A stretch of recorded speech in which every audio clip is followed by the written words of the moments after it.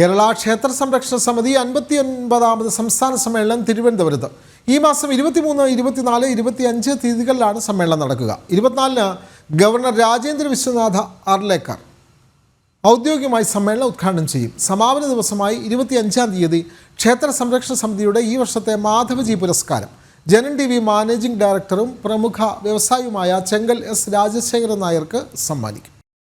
ഈ മാസം 24 രാവിലെ 10-ന് സ്വാമി വ്രതാനന്ദയുടെ അനുഗ്രഹ പ്രഭാഷണത്തോടെ സമ്മേളനം ആരംഭിക്കും. രാവിലെ 11:30-നാണ് ഔപചാരിക ചടങ്ങുകൾക്ക് തുടക്കം കുറിക്കുക. കേരള ഗവർണർ രാജേന്ദ്ര വിശ്വനാഥ ആർലേക്കർ സമ്മേളനം ഭദ്രദീപം കൊളുത്തി ഉദ്ഘാടനം ചെയ്യും. മുൻ മിസോറാം ഗവർണർ കുമ്മനം രാജശേഖരൻ മുഖ്യപ്രഭാഷണം നടത്തും. ഗവർണറാണ് ഔപചാരികമായിട്ട് സമ്മേളനം ഉദ്ഘാടനം ചെയ്യുന്നത്. അതിനു മുമ്പ് മറ്റന്നാൾ രാവിലെ ഒരു ക്ഷേത്ര രക്ഷാ സമ്മേളനം ഉണ്ടാവും. അത് സ്വാമി മോക്ഷപ്രധാനന്ദ ഉദ്ഘാടനം ചെയ്യും. ഞായറാഴ്ച ഒരു പത്മനാഭ പ്രദക്ഷിണം എന്ന പേരിൽ ശോഭായാത്ര ഉണ്ടാവും. ശോഭായാത്ര പ്രിയദർശിനി ഹാളിൽ നിന്ന് പടിഞ്ഞാറേക്കോട്ട വഴി പഴവങ്ങാടിയിൽ നിന്ന് വഴി തിരിഞ്ഞ് ഓവർബ്രിഡ്ജിൽ നിന്ന് നേരെ തിരിച്ചു വന്ന് പ്രിയദർശിനി ഹാളിലാണ് സമാപിക്കുക.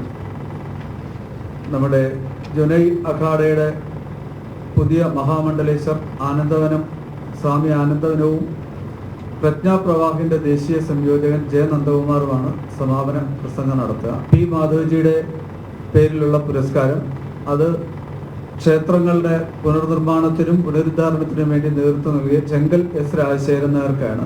തുടർന്ന് നടക്കുന്ന സംഘടനാ സമ്മേളനത്തിൽ RSS ഉത്തര കാര്യവാഹക് PN ഈശ്വരൻ പ്രഭാഷണം നടത്തും.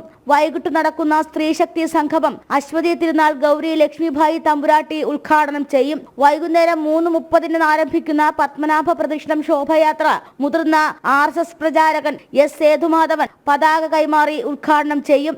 ജുന അഖാഡ മഹാമണ്ഡലേർ സ്വാമി ആനന്ദവനം ശോഭയാത്രയിൽ രഥത്തിൽ അനുഗ്രഹം ചൊരിയും. തുടർന്ന് നടക്കുന്ന സമാപന സമ്മേളനത്തിൽ പ്രജ്ഞാപ്രവാഹ് ദേശീയ സംയോജക് ജെ നന്ദകുമാർ മുഖ്യപ്രഭാഷണം നടത്തും. ക്ഷേത്ര സംരക്ഷണ സമിതിയുടെ ഈ വർഷത്തെ P മാധവ്ജി പുരസ്കാരം ജനം TV മാനേജിംഗ് ഡയറക്ടറും പ്രമുഖ വ്യവസായിയുമായ S ചെങ്കൽ രാജശേഖരൻ നായർക്ക് സമ്മാനിക്കും.